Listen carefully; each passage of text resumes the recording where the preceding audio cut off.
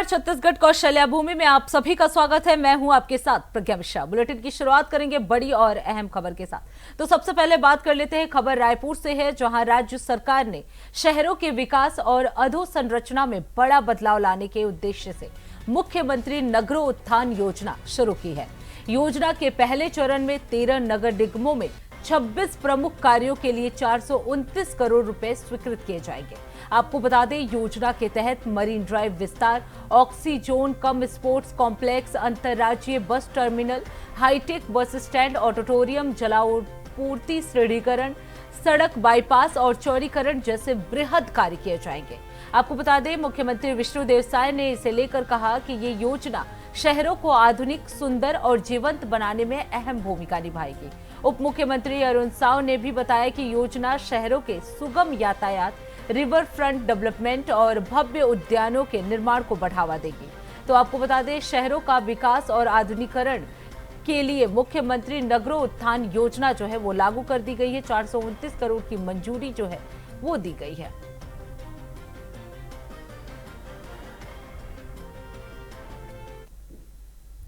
अब रुक कर लेते हैं अगली खबर की। खबर रायपुर से है, जहां राजभवन में कर्नाटक, तमिलनाडु, दिल्ली, उत्तराखंड, लक्षद्वीप और पुडुचेरी राज्यों के साथ ही केंद्र शासित प्रदेशों का स्थापना दिवस धूमधाम से मनाया गया। आपको बता दें, इस अवसर पर विभिन्न सांस्कृतिक कार्यक्रमों का आयोजन किया गया और इन राज्यों के योगदान को भी सम्मानित किया गया। तो 6 राज्यों और केंद्र शासित प्रदेशों का स्थापना दिवस जो है वो बड़े ही धूमधाम से मनाया गया। राजभवन में ये पूरा कार्यक्रम हुआ। इसके साथ ही आपको बता दें, इस कार्यक्रम में सांस्कृतिक जो गतिविधियां हैं वो देखने को मिली। सांस्कृतिक कार्यक्रम जो है वो किए गए।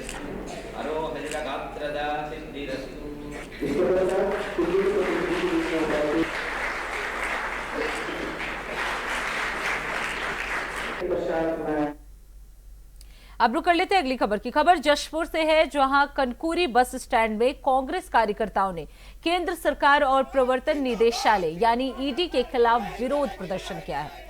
आपको बता दें, ये प्रदर्शन नेशनल हेराल्ड मामले में कांग्रेस नेताओं से पूछताछ और कार्रवाई के विरोध में आयोजित किया गया। कांग्रेस कार्यकर्ताओं ने ईडी का पुतला दहन करते हुए केंद्र सरकार पर केंद्रीय एजेंसियों के दुरुपयोग का भी आरोप लगाया। आपको बता दें, इस दौरान छत्तीसगढ़ प्रदेश कांग्रेस कमेटी के निर्देश पर प्रदेश भर में विरोध कार्यक्रम आयोजित किए गए, जिनमें कनकुरी में भी बड़ी संख्या में कार्यकर्ता शामिल हुए। कांग्रेस का आरोप है कि मोदी सरकार राजनीतिक द्वेषवश प्रवर्तन निदेशालय यानी ईडी, सीबीआई और आयकर विभाग जैसी एजेंसियों का दुरुपयोग विपक्ष को दबाने में कर रही है। पार्टी ने इसे लोकतंत्र पर हमला करार देते हुए केंद्र सरकार के खिलाफ तीखी प्रतिक्रिया दी है।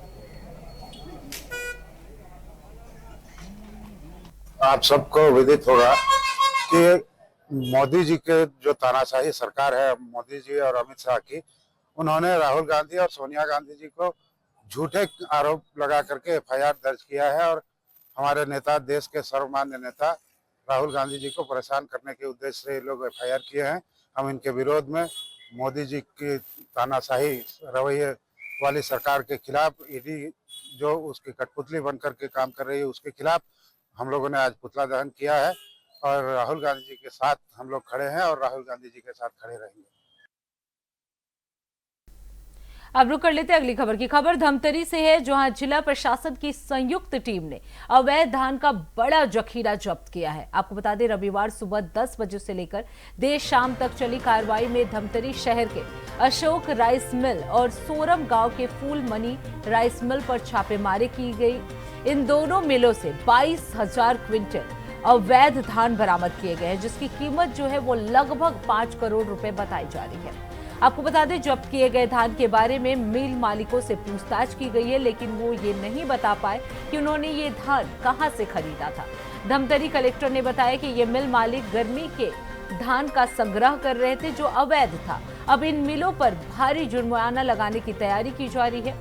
वहीं जिला प्रशासन की इस कार्रवाई के बाद अवैध धंधा करने वाले मिल मालिकों में भी खलबली मच गई है।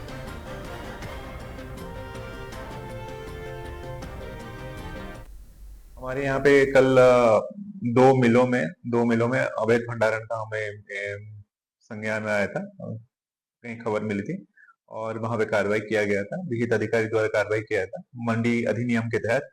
और उसमें लगभग 22,000 क्विंटल का जो समर पैडी है वो जब्त हुआ है। अभी जब्ती का प्रकरण बना दिया गया है, उसके बाद पेशी रहेगा और पेशी होने के बाद प्रॉपर उनसे दस्तावेज वगैरह लिया जाएगा कि उसका सोर्सिंग कहाँ से था, क्या समिति से उसको सोर्सिंग हुआ था, कोई टीओडीओ कटा था या कहाँ से उसका सोर्सिंग हुआ था, और उसी हिसाब से इसको कार्रवाई किया जाएगा।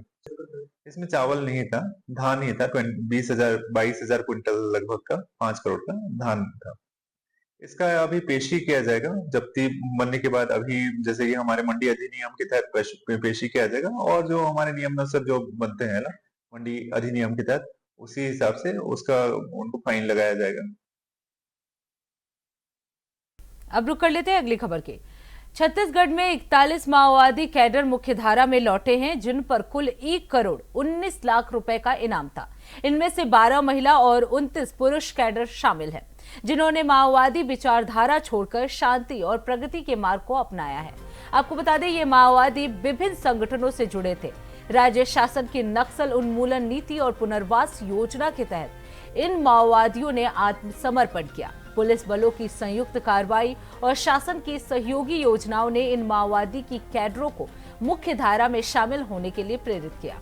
आपको बता दें, 2024 के शुरू से अब तक 790 माओवादी मुख्य धारा में लौटे हैं, जबकि 1031 माओवादी गिरफ्तार किए जा चुके हैं। वहीं 202 माओवादी मुठभेड़ों में मारे गए हैं।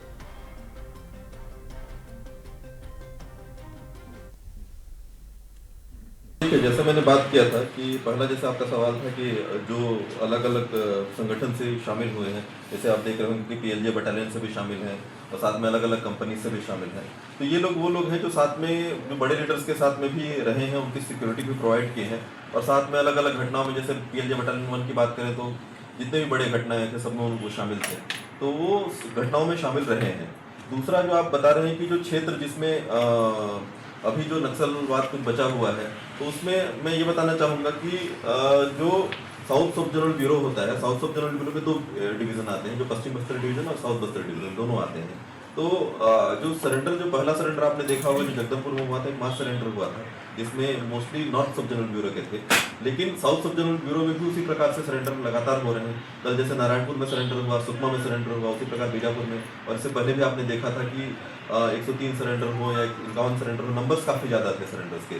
तो सभी जो हैं माओवादियों की खोखली विचारधारा से अब क्षुब्ध हो चुके हैं और अभी वापस आ रहे हैं। और जिस प्रकार से जो पीएलजे बटालियन नंबर 1 के जो कमांडर हैं हिडमा, जिनका न्यूट्रलाइज हुए, उसके बाद में अभी एक संगठन में भगदड़ जैसा मच गया है और सभी मुख्यधारा में जुड़ना चाहते हैं। तो मेरी सबसे यही अपील है कि जितने भी लोग हैं जो मुख्यधारा में जुड़ना चाहते हैं, वो तत्काल सरेंडर कर दें, नहीं तो जो ऑपरेशन्स हैं हमारे वो कंटिन्यू रहेंगे, लगातार जारी रहेंगे, और नहीं तो फिर वो या तो गिरफ्तार करना पड़ेगा या फिर अगर मुठभेड़ में शामिल होंगे तो मुठभेड़ में न्यूट्रलाइज भी होंगे। तो सभी से मेरी यही अपील है कि जल्दी से जल्दी वो लोग संपर्क करें और मुख्यधारा में शामिल हो जाएं। अब रुक कर लेते हैं अगली खबर की। खबर बलौदा बाजार से है, जहां कलेक्टर दीपक सोनी ने सोमवार को खाद्य, सहकारिता, कृषि और अन्य संबंधित विभागों के अधिकारियों के साथ बैठक लेकर धान खरीदी प्रगति की समीक्षा की। आपको बता दें, कलेक्टर ने इस राइस मिल और पोहा मिलों के स्टॉक वेरिफिकेशन के निर्देश दिए ताकि धान के रिसाइकलिंग और अवैध धान पर निगरानी रखी जा सके। आपको बता दें, सभी मंडियों में धान क्रय विक्रय से संबंधित अनुबंध पत्र और सौदा पत्रक नियमानुसार संधारित करने का आदेश भी दिया गया। बताया गया कि अब तक 51 प्रकरणों में 1529 क्विंटल अवैध धान जब्त किया गया है, जबकि अनुमानित कीमत लगभग 45 लाख रुपए बताई जा रही है। साथ ही 2070 किसानों का 35 हेक्टेयर रकबा समर्पित किया गया है। तो कलेक्टर ने धान खरीदी प्रगति की समीक्षा बैठक की। इस दौरान राइस मिल और पोहा मिल में स्टॉक वेरिफिकेशन के भी निर्देश दिए गए। 51 प्रकरणों में आपको बता दें 15,029 क्विंटल अवैध धान भी जब्त किए गए।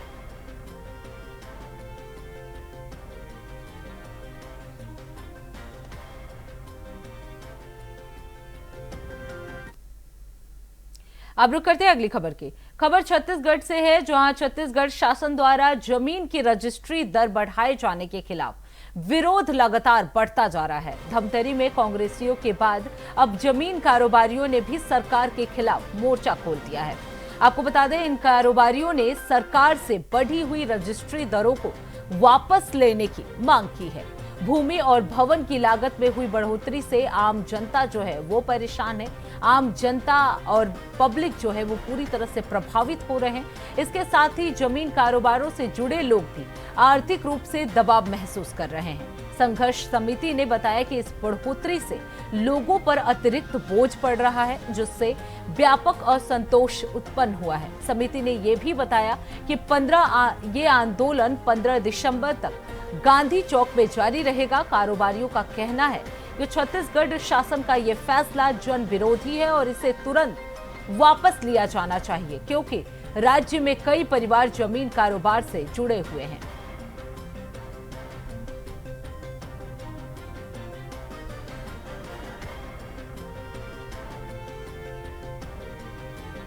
सबसे बड़ी परेशानी है, सरकार ने जिस जमीन की जो वास्तविक मूल्य है उससे उन्होंने 400% अधिक उस मूल्य का गाइडलाइन दर निर्धारित कर दिया है। उससे सबसे ज़्यादा तकलीफ एक आम व्यक्ति को होगी। निम्न व्यक्ति को तो सरकार एक अनुदान दे देती है। सबसे ज़्यादा देश में जो जनसंख्या है वो सामान्य व्यक्तियों की है, जो सामान्य परिवार है। 80% जनसंख्या सामान्य है। अब रुक कर लेते हैं अगली खबर की। छत्तीसगढ़ को केंद्र सरकार से एक और बड़ी सौगात मिली है। आपको बता दें, प्रदेश के रजत जयंती वर्ष पर रायपुर में अत्याधुनिक स्पेस लैब स्थापित करने की मंजूरी मिल गई। अंतरिक्ष आयोग के अध्यक्ष और अंतरिक्ष विभाग के सचिव डॉक्टर वी नारायणन की ओर से पत्र के माध्यम से स्वीकृति की सूचना भेजी गई है। आपको बता दें, ये स्पेस लैब विद्यार्थियों को अंतरिक्ष विज्ञान और अनुसंधान का प्रत्यक्ष अनुभव प्रदान कराएगा।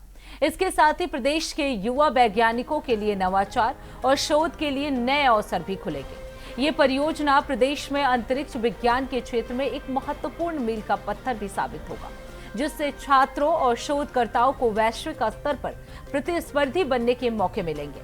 आपको बता दें, स्पेस लैब की स्थापना से छत्तीसगढ़ में विज्ञान और प्रौद्योगिकी के क्षेत्र में क्रांतिकारी बदलाव देखने को मिलेंगे।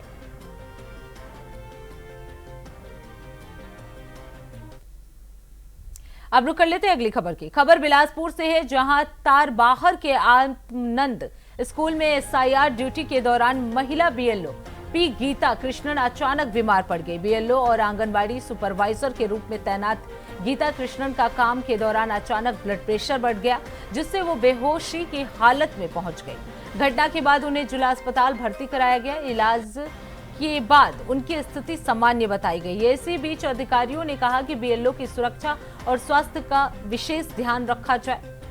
तो महिला बीएलओ की अचानक तबियत खराब हो गई। आपको बता दें, ब्लड प्रेशर बढ़ने से उसे अस्पताल में भर्ती किया गया।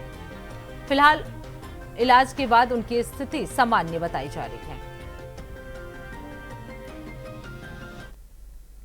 अब रुक कर लेते हैं अगली खबर की। खबर छत्तीसगढ़ के अबूझमार से है, जहां छत्तीसगढ़ पुलिस ने नक्सल विरोधी अभियान में बड़ी सफलता हासिल की है। आपको बता दें, घने जंगलों, कठिन भौगोलिक परिस्थितियों में चलाए गए ऑपरेशन में पुलिस ने हथियार, विस्फोटक, डेटोनेटर, टिफिन बम और प्रेशर बम बनाने का सामान बरामद किया है।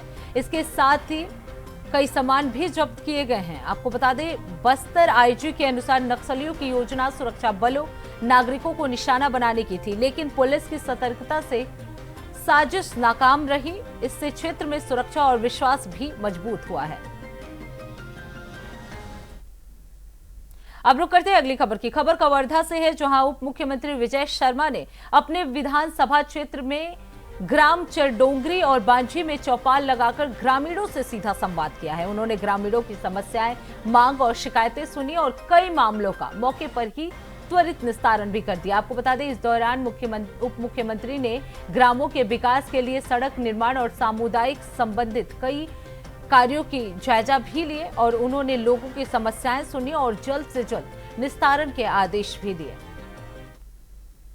अब रुक करते हैं अगली खबर की। खबर रायपुर से है, जहां 3 दिसंबर को इंडिया और साउथ अफ्रीका के बीच होने वाले वनडे मैच से पहले दोनों टीमें रायपुर पहुंच गई है। रांची से एयरपोर्ट उतरते ही खिलाड़ियों को स्वागत के लिए फैंस की भारी भीड़ उमड़ी। रोहित शर्मा, विराट कोहली और अन्य स्टार खिलाड़ियों के लिए एयरपोर्ट पर उत्साह का माहौल था। दोनों टीमें एयरपोर्ट से कड़ी सुरक्षा के बीच सीधे मेफेयर होटल रवाना हुए। जानकारी के अनुसार 2 दिसंबर को दोपहर में दक्षिण अफ्रीका और शाम को भारत की टीम प्रैक्टिस करेगी। नवा रायपुर अंतर्राष्ट्रीय स्टेडियम में दर्शकों के लिए 70% सुविधाएं जो है वो दी गई हैं।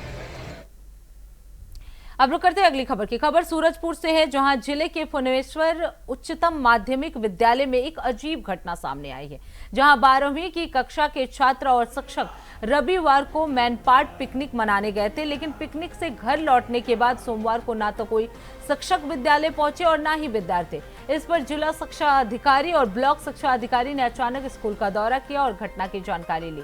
उन्होंने स्कूल प्रबंधन से पिकनिक के बाद अनुपस्थिति का कारण पूछा।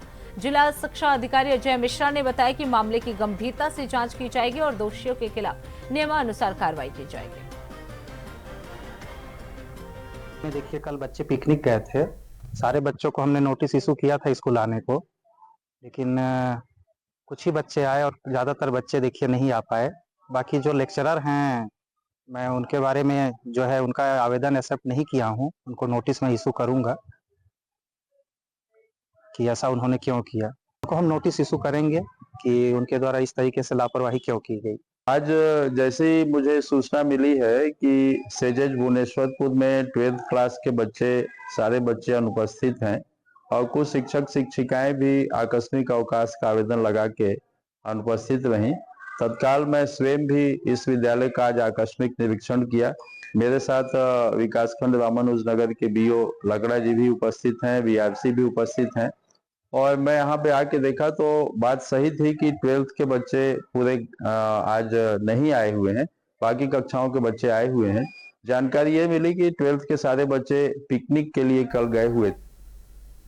अब रुक करते हैं अगली खबर की। खबर जशपुर से है, जहां जिले के बगीचा थाना क्षेत्र में जमीन विवाद हिंसक रूप ले लिया। 2 पक्षों में लाठी डंडा और कुल्हाड़ी से जमकर मारपीट हुई। इस मामले में पुलिस ने 4 आरोपियों को गिरफ्तार कर जेल भेज दिया है। वहीं एसएसपी शशि मोहन सिंह ने बताया कि घटना में शामिल सभी आरोपी न्यायिक रिमांड पर जेल भेजे गए हैं और मामले की जांच जारी है। जानकारी के अनुसार ग्राम भट्टी कोना में शासकीय जमीन के कब्जे को लेकर 2 पक्ष भी आमने सामने आ गए। आरोप है कि परिवार लाठी डंडे से उन पर प्रहार किया, उसके बाद आरोपी घायल हो गए। सज्जन नगेसिया और सुखनंदन यादव ये 2 पक्ष थे और झांपीदरा गांव में दोनों पक्षों के बीच में बलवा हो गया। दोनों तरफ से लाठी डंडे से वार हुआ और उसमें 11 लोग एक तरफ से और 4 लोग एक तरफ से घायल हो गए थे। 4 लोगों को यहाँ से रिफर भी किया गया है। तत्काल पुलिस मौके पर पहुंची है और अभी स्थिति नियंत्रण में है और 4 आरोपियों को गिरफ्तार भी कर लिया गया है। संबंधित धारा का अपराध कायम करके विवेचना में दिया गया है। तो इसी के साथ छत्तीसगढ़ कौशल्या भूमि में बस इतना ही। देश दुनिया की तमाम बड़ी खबरों के लिए देखते रहिए इंडिया वॉइस। तब तक के लिए नमस्कार।